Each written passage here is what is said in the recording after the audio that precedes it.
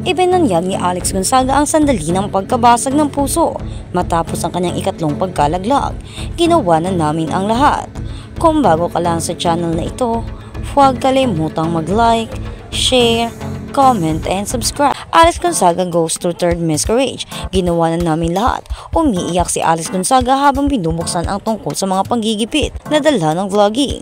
Ang nakaraang December ay napatunayang isang mapanghamong buwan para kay Alex Gonzaga at sa kanyang asawang, si Mikey Morada. Ibinunyag ng huli ang balita na ang kanyang asawa ay nagkaroon ng ikatlong pagkakalaglag noong nakarang buwan sa isang emotional na panayam kay Tony Gonzaga sa kanyang online show na Tony Talk. Ang episode na pinamagatang The Hardest Conversations I Had with Mikey ay nag-upload sa YouTube noong Enero 26. Sa mahigit 28 minutong vlog, ibinahagi ni Mikey sa kanyang hipag ang roller coaster journey na pinagdaanan nila ni Alex noong huling buwan ng 2024. Hindi namin talaga akalain. Wala kaming plano. Ang plano namin baka posibleng makaprepare muna ng katawan, IVF or kung ano man. Pero natural pa rin gusto naming subukan. And then few days delayed pa lang siya. Pagtingin namin positive. Nung nalamin namin na pregnant kami for the third time, nagpa-check up kami kaagad sa OB and okay naman. Tapos nag-decide kami na mag-ingat na talaga siya on the second week.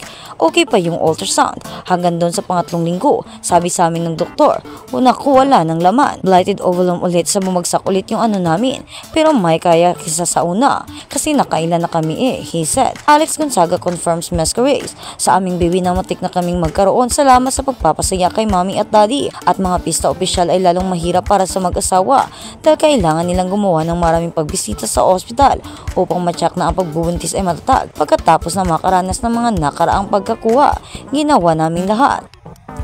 Tinay namin i-save and then ang sunod namin na check up ay December 23. So pagkatapos nun masaya kami, baka ibigay sa amin bago magpasko, okay na. A few days before sabi ng doktor ay hindi pala ako pwede sa 23, baka pwede natin i-move sa 28. So syempre hanggang 28 expecting ka, nakalutang ka, I recalled. Namin ni Alex na nakatanggap sila ng nakakasakit na balita ilang araw pagkatapos ng Pasko. Nang dumating ang December 28, hindi ko makakalimutan yun. Nakahawak kami ng kamay pagpasok namin, nakita na namin kaagad yung embryo, yung baby, pero wala na siyang heartbeat. Nagkatinginan kami, umiiyak syempre. Si Catherine nung una strong siya, pero nung umuwi kami ng gabi, doon siya nag-breakdown. He revealed. Sa intimate interview, binahagi ni Alex kung paano sila dumaan sa kanilang unang dalawang miscarriage at ang pangalawa ay gumamit ng IVF o in vitro fertilization. Yung first one, hindi ko naisip na posible pala na magkaroon ng miscarriage. Iyon ang super pinakamasakit kasi excited talaga Pero yun na nga, blighted ovum ibig sabihin, walang na-develop na embryo, walang baby. At kahit papano na pag-usapan namin ng mag-asawa na wala pa namang buhay doon, hindi lang talaga time pa. So sa second one yun ang IVF. We wanted to try na magkaroon para hindi rin siya mag-develop. Wala rin naging baby bahay ata. So hindi rin siya ganun na-manage pa rin namin. Parang ang tawag naman doon ay chemical pregnancy, he explained.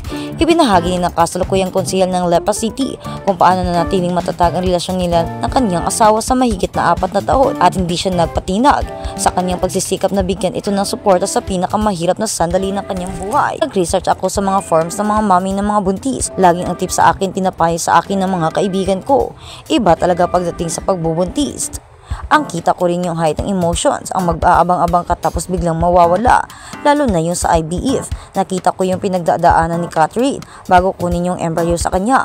Ilang injections, ilang pagpunta, ilang trabaho rin na hindi matuloy-tuloy. Sa sacrifice talaga para magkaroon ng baby. And then syempre pagdating ng miscarriage, yung emotions mo bagsak mo naman. Sa loob ng 2 o 3 buwan, so kailangan mo talaga maximum tolerance patience, he shared.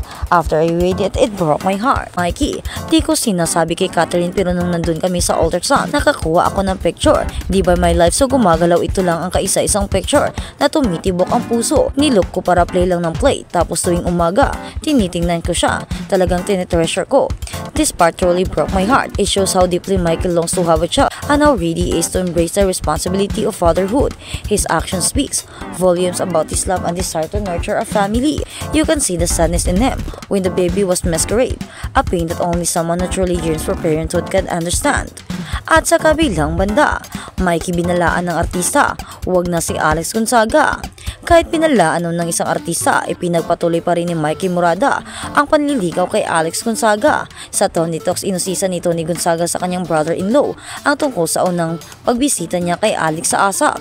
Kwento sa akin ni Alex na nung una mong bisita sa ASAP, may isang artista nagtatanong sa iyo, bakit ka nandito? Tapos ang sagot mo is bibisitahin ko si Alex. Tapos ang sagot sa iyo ng artista na yun is, nako, if I were you, wag na si Alex. Pero tinuloy mo pa rin, ani Tony. Say naman ni Mikey, siya talaga yung gusto kong makilala. Tapos nung nakilala ko siya, unti-unting lumalalim. Ito parang makakasama ko to habang buhay. Deep inside, pag nakilala mo siya, napakabuti at masarap niyang mahalin. Pagpapatuloy pa niya. Sinabi rin ni Mikey na sa loob ng 5 taon nilang pagsasama, si Alex bilang mag-asawa may nagbago sa ugali nito, pero hindi nawawala ang pagiging makulit.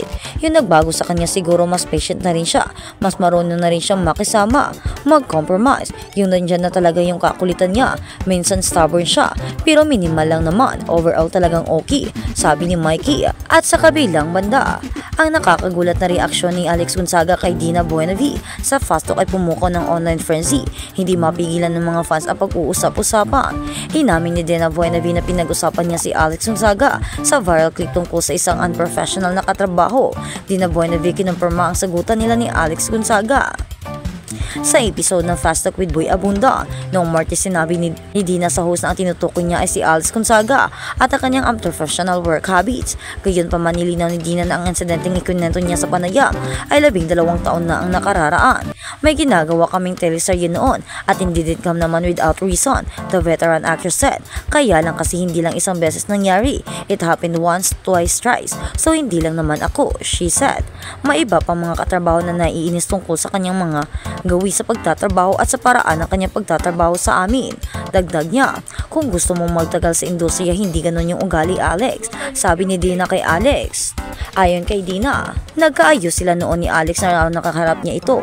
Matatanda ang muling lumabas noong nakaraang taon ng isang clip ni Dina tungkol sa unprofessional na katrabaho. Noong lumang press conference, tinapos ni Boy ang segment ng Martes na magsasabing welcome si Alex sa show kung gusto niyang ipalabas ang kanyang side of the story. Mapapanood ang Fast Talk with Boy Abunda tuwing weekday sa Jamie 7 mula 4:05 hanggang 4:20 p.m.